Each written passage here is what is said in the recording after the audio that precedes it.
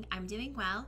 It's been a couple weeks since my last Beer Knits podcast, so I figured since my husband is currently out running some errands and the fact we're about to get snowed in for the rest of the day, that I would drop in and kind of show you what I finished, what I've been working on. It hasn't really been a whole lot of things because I had some orders that I needed to ship out, and I kind of have a lot of projects that I'm working on right now. Actually, I don't. So that's a lie. But the projects that I am working on right now are kind of time consuming, and well, I'll get into that. But first, the beer that I've chosen to review and drink during this podcast, because we were getting snowed in for the rest of the day, when we went grocery shopping today, we picked up some new flavors to try, and I ended up getting the Hardywood Cream Ale. Does that not look delicious? And it is brewed in Richmond, Virginia, obviously by Hardywood, which our friends lately have been drinking a lot of Hardywood. So I don't know what's going on with that, but I haven't had any. So I figured it was time to give it a shot. So basically, some background information on Hardywood themselves is that they started in 1935, and they were the first place ever to sell canned beer. So the new thing with beer these days is that they're putting it back in cans. It doesn't have the stigma of like Miller Lite or whatever, which I think is hilarious because those big beer companies are trying to put out more bottles now and market their bottled products, whereas now the craft beer industry is moving back toward cans. And I don't think it makes anything like taste different or whatever, but I don't think it makes something worse to put it in a can. So a lot of the companies too get really creative with their cans. They put a lot of artwork on it, and it's less about putting the brand name out there as it is just getting the point across. So yeah, that's kind of what I like about it. More information is that it is 4.4% ABV, so it's not very heavy. This is something that's actually pretty good to drink in the afternoon, like I'm doing now since we're in for the rest of the day. And it is available year-round, so it's not a seasonal, which is always nice. And it was first released in May 2013. So it's still relatively new, and I think I'm gonna like it because I do like some of the creamier ales, things that have a lot of flavor. So I guess let's dig in. As always, I'm using one of the Beer Institute etched glasses that Margaret made me for Christmas. So it is a nice golden color. It's pouring. It looks like it's, I don't know, it's like a nice heavy pour for light colored beer. Like you can see all the bubbles rising up. So I think it's gonna have a really nice consistency. I'm getting awful head because I'm not paying attention to what I'm doing, but that's okay.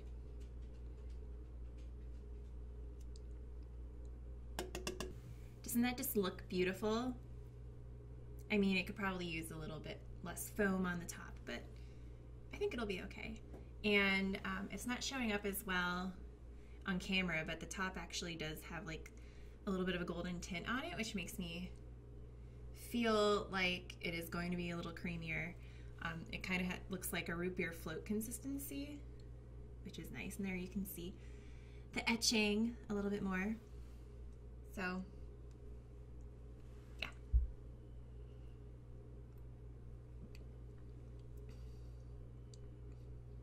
that's really good. It's a little hoppier than I was expecting, which is weird because it's not very high on the IBU. Not as creamy going down as I would have expected, but you can taste a little bit of it in the aftertaste after it initially goes down. I like it. It is it is a good afternoon beer. I don't know if I would drink like a ton of them, even though it is lower on the ABV front. So, I mean, you could. I'm just not that type of person to pick like a beer and then drink it the rest of the day. I like to alternate a little bit what I'm enjoying. I'm one of those people where I would prefer to drink beers I haven't had before than just pick one and drink it all day. So I guess I'm special that way. I don't know. But yeah, if you ever see this around, pick it up. I think it was like $3.25 or $3.50 for the can.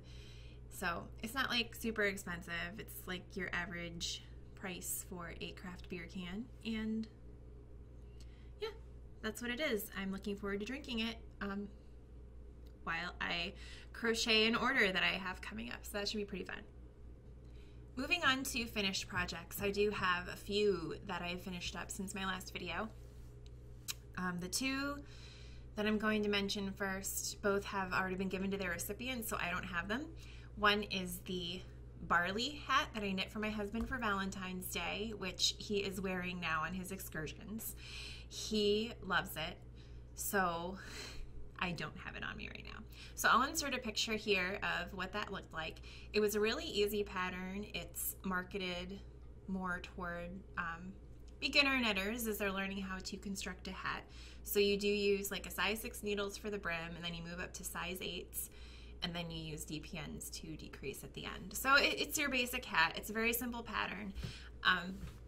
And it worked up really fast. I was looking for something that he would wear that wasn't super fancy because he's a guy and he doesn't want something that's really intricate. He just wants something manly. So I thought that the garter stitch pattern that's kind of in the middle of the hat would liven it up a little bit without making it seem like ultra feminine. And so, I don't know, he said that he's really happy with it. He said that it's really warm. I did use Madeline Tosh in the Black Tie Affair colorway, I think it is, which was a limited edition color, and I got that from Jimmy Bean's Wool back in January once I decided what I wanted to do. I did soak and block it, and as usual with Madeline Tosh yarns, some dye came out, which happens a lot with indie dyers, and I think hand-dyed yarn in general tends to get some of the extra saturation out. But I'm glad that I've started doing that now, just because with him wearing it out in the snow and other weather and stuff, it's nice that the dye is not going to be like getting into his head, because he doesn't have hair, so it would look funny. But yes, so he does love it. I would recommend the pattern. It's free, and I will have that link in the show notes. So if you're interested, then make sure to check that out as well. Another project I finished was a knitted pigeon that I started a couple weeks ago. I can't remember if I showed it to you in my last podcast or not, but basically a woman that I work with gave me a spinning wheel that she had found in her boyfriend's house. And so as a return favor, I knit one of these pigeons for her to give to her boyfriend as a Valentine's Day gift. So I finally finished it up. I wouldn't say that it was a difficult pattern. I would say that there are some design choices that I'm not really sure why it was written that way. It's a paid-for pattern, so I'm not really going to go into too many details. Just if I were to ever make it again, which I would say would be never, but if I were to make it again, there were a couple things I would have changed in the pattern just to make it easier with less sewing when it came down to the construction at the end, because I hate sewing stuff together. I don't really sew in general anyway, but if I'm knitting, I like to actually be knitting, or if I'm crocheting, I actually like to be crocheting. I don't like to sew it together when I'm all done, and that's probably why I really hate stuffies and amigurumi and all that stuff to begin with. There are other people who are really good at it, so I don't know why people come to me with that stuff when they want it. I guess they think that if you like to knit or crochet, then you like to knit and crochet whatever it is that they want you to knit or crochet, but that is not the case. And I'm glad that that's off my plate now. I think it came out really nice. It probably could have been better, but I'm not very good, I feel, at making stuffed animals. So I was pretty pleased with the way that it turned out, all things considered. And then my final project that I finished was this pattern that I wrote up for the Blitzy Creative team. On their Discover page, they put different patterns and projects and things like that. So for the past couple months, I've been writing up patterns for them to post on their blog section.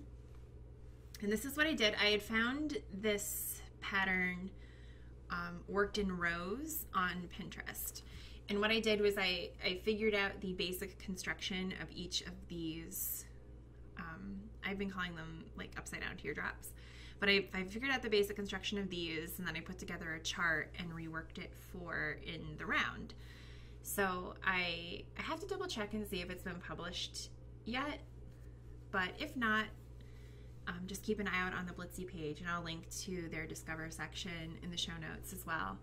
But I made it out of Vicky Howell Sheepish, which I got off the Blitzy website, of course. And if you haven't checked out their website, it's where you get yarns at like a discounted price. So these were at a pretty good price, and every time I see Sheepish at a decent price, I pick it up because I love working with it. It's a nice mixture of wool components for people like me who have a slight bit of wool sensitivity, or at least sensitivity to certain types of wool, not all wools. It's not like I'm allergic, but it does make me itch a little bit more than acrylics. So I like using the combo, and it looks insanely like it was just your regular wool. It's like a nice, has a nice halo going on with it. So I have always enjoyed working with it. Plus, the color is amazing too. This is, I think it's Robin's Egg-ish, it's called, going along with the rest of the ish in the Sheepish line. Yeah, so I will link to Blitzy's Discover page in the show notes again. And if you want to keep your eye out for when it'll be published, I'll probably make the announcement on my Facebook page and my blog as well. So you can follow those too. What I'm currently working on is a gift, well, 2 gifts for my friend who's having twins, and her shower is coming up in March, and I don't think these are going to be done in time. So being that they're twins, they're probably going to come earlier than anticipated, so I'm really not anticipating getting these done anytime soon. But get these here. I started making log cabin blankets. So this is, you know, the baby version of the log cabin blanket, so it's not as large as the other ones that I've seen, and it's not going to be like smaller squares sewn together either, because again, I hate sewing. So it's just going to be like one large log cabin blanket. It's insanely easier than I thought it would be, and it does work up pretty quick, but then again, I've only been making like smaller rectangles. I imagine when it gets to be bigger, I'm going to want to kill myself, especially since it is garter stitch, so it's not like crochet where you can do like 20 rounds in, I don't know, 20 minutes. But I do like the way it's coming out. I'll probably block it because picking it up and working on it during my lunch breaks has led to some uneven tensions here and there. But I like the colors that I picked out. The example I saw was, it was like green, yellow, pink, and blue. But Blitzy, again, had baby yarns on sale, a bunch of different kinds. One was Lion Brand, and I forget what the other one was. Maybe Deborah Norville? I don't think it was that, though. Anyway, so they had a bunch of baby yarns on sale, which is where I picked this up. And it's double-stranded, which I think had I known that, I would have just gotten regular worsted weight yarn as opposed to double-stranding the baby yarn, because I hate projects where the yarn is double-stranded. And I couldn't tell you why.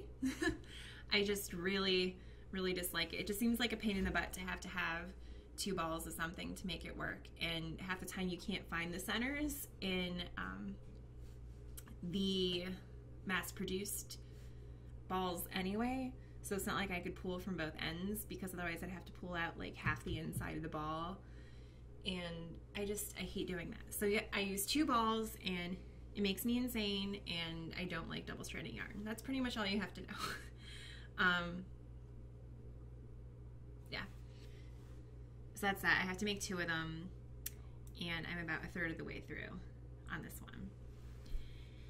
And I haven't been really working on that too much, because I've been working on my Topography shawl that was supposed to be done yesterday, the 20th, but I did not finish it.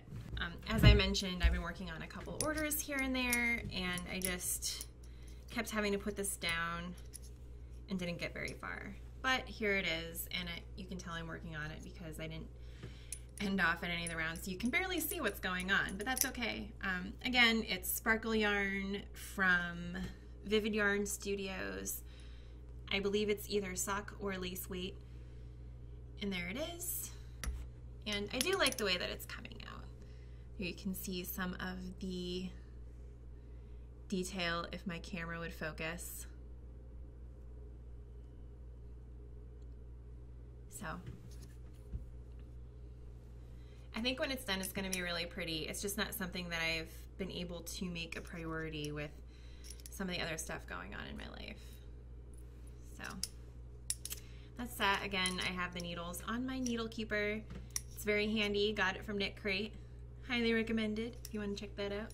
Moving on to Stash Enhancement, I do have a couple things to show you that I'm really excited about. I have started spinning again on my drop spindle, and I think I've kind of gotten better. The drop spindle that I purchased off Etsy was a little bit better than the one that I already had that I got in my kit. It's a little bit heavier and it seems to spin a lot easier. Not that I'm at a point with my drop spindling where I can just like spin it and let it drop and call it a day. I can't. I still have to like manually twist it.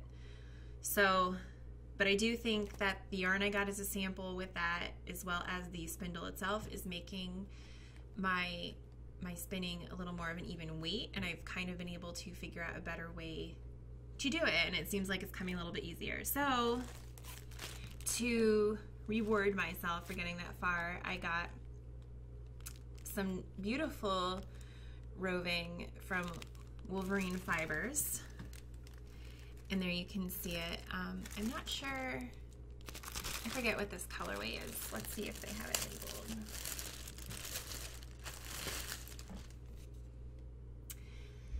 This is 2 ounces of Baltic Merino. I do forget what the colorway is, but there's the braid. Isn't it gorgeous? It's like, I don't know, it's beautifully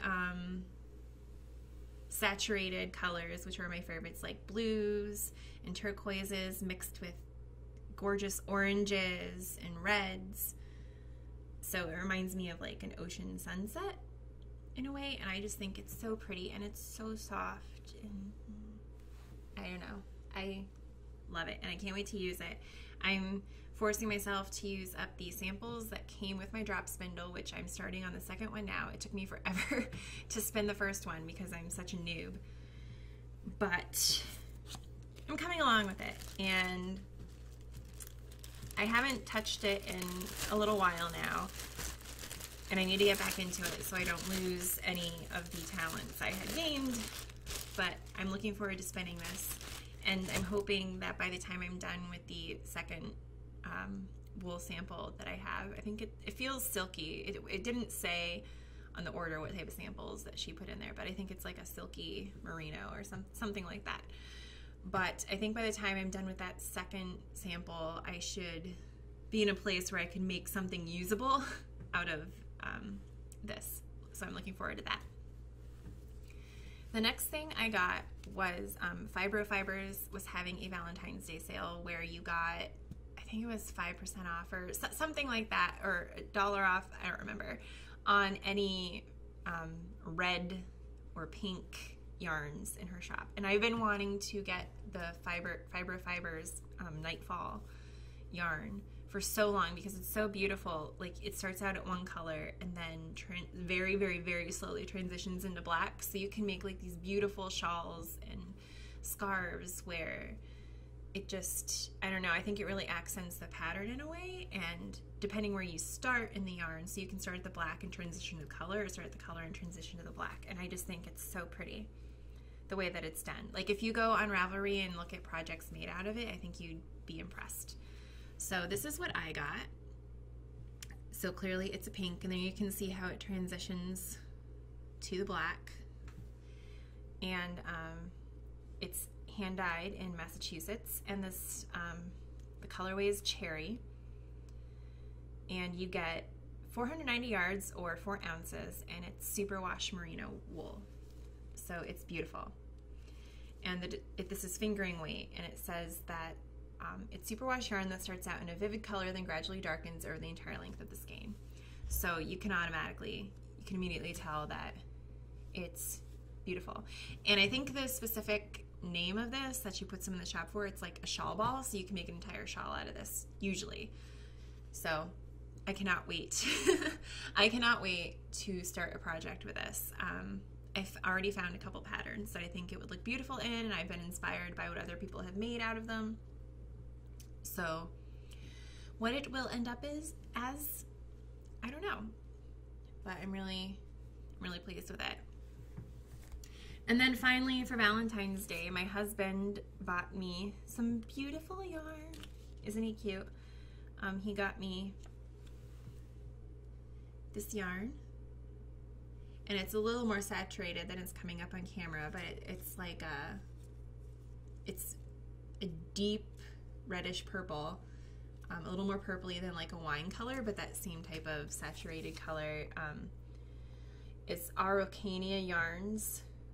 It's pure extra fine merino wool, hand painted in Peru. The color is 103, and it is 454 yards or 3.52 ounces. So that's really pretty, and I want to make something special with it, so I have to figure out what that something special is. And then it'll probably be another shawl, like, let's be honest. That's kind of all that I like doing right now. And so I do want to make something special out of it, and I want to start it right away so that, I mean, like, I definitely appreciate it, but I like to prove that I appreciate it by actually using it.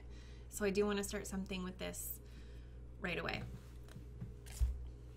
And then another latest acquisition was the February 2015 knit crate, which is in a different video, and I will link that below so you can check it out. It's like a live unpackaging of the knit crate, and I don't know, that was like my favorite thing that I bought this month. And so you should check it out and see what I get, and if you've been on the fence, then use my link, and I think you get like $10 or 10% off. I still haven't looked that up, so it's one of those things. And yeah, that's kind of everything. I apologize now for any weird camera things. The Logitech camera that I got, we'll get into the long story in case you're interested. Never buy anything Logitech. The Logitech camera that I bought because it had the autofocus and it was higher resolution than the FaceTime camera that's built into my iMac. And when I'm doing things with yarn and I want you guys to see the detail, I want to be able to like shove it in your face so you can actually see it. So that's why I got it. In order to use those features and film in widescreen on the Mac, you have to use the Logitech software that you install for the camera. And after dealing with their support now for 2 weeks, they clearly do not understand how that works, because first of all, you can't access the camera in iMovie. Well, you can, but it's kind of hit or miss as to whether iMovie actually picks it up, which that's like an iMovie thing, and I understand it, so I can't complain about that. But when it does pick it up, you can't actually access the camera. There's a term for it. I don't remember what it is, but you can't actually access the camera's properties and switch it to a widescreen filming. So it'll film it in lower res, in which case I might as well just use the FaceTime and forego the focusing. Or you can film it in Photo Booth, which does pick up the camera all the time, but again, you can't access the camera's properties to film it the way that I want to. So after going back and forth with Logitech for 2 weeks, they were just like, first they said, try moving the camera to a different computer, and I'm like, no, the problem isn't the camera. The problem is the software. It has nothing to do with the camera. And the other computer that we have in the house that I would install it on is a Windows laptop, so that's irrelevant. I want to use it on my humongous Mac, which is where I'm going to be doing the editing. And plus that Windows computer my husband got when we first started dating, so it's like 7 years old. It probably, I mean, the battery's like dead on it. There's probably no room to film anything high res anyway. Not going to do it. So then they came back to me let me also mention that there is an entire forum dedicated to this issue of their software not working correctly on Macs, which I didn't realize when I bought it because I read the Amazon reviews and the Amazon reviews were great. And it wasn't until after I bought the camera and their software had crashed like 5 times that I actually went on their website support and saw like this forum dedicated to it and people being like, dude, fix your software. So then I went back to them and told them that, and their response was, well, you can access it in Photo Booth and iMovie. And I was like, clearly you have not installed your software on a Mac, because yes, you can access it, but it doesn't work for the reasons that most people would purchase this camera to use it for. Like, I want to film in widescreen, and the only way to do that is to use your software that crashes every single time that I use it. And it seems to crash every time I switch between taking a photo and a movie. So I always take a photo to put as the thumbnail and then the movie, or like I'll record the movie and it'll export and then it crashes again and I can't open it unless I restart my computer, which is stupid. So I've explained this to them multiple times. I've sent them the error message that I get every time that it pops up to prove that my computer is reading the camera and then it's not a camera issue, because it doesn't matter which port I plug it into. I have 6 ports or something like that. It doesn't matter which port I plug it into. My computer recognizes that it is a software issue. That they claim their software works on a Mac. It does not. So every time I go back with them, they either don't respond, or they do respond and say, have we solved your issue? And it's like, clearly you have not, since I continue to respond to you. Or they say to like plug it into another computer, which is irrelevant in my situation, or that I can access the software through one of the other programs, which I can't. So I'm really frustrated, and I kind of just want to return the stupid thing. I ended up paying $5 to get this other program, which I'm using now. So again, I apologize if it doesn't turn out okay. I ended up paying $5 to get another program that I think kind of might access the camera settings, but I don't think it does. And so that's my story with the camera issue. And let me be clear that the only reason that I bought a camera is because some jack beep in the comments of one of my other videos said that they hated my camera quality. So yeah, I spent like $70 for one idiot who was rude to me in the comments, which I know I addressed some of those in a previous video, so whatever. But anyway, I did want a better camera for the focus, and yeah, it blows. And I'm really sorry for torturing you with this story, but I'm really frustrated. And I've never really had issues with Logitech products, but that's because up until the past 4 years, I was always on a Windows platform as opposed to an Apple platform.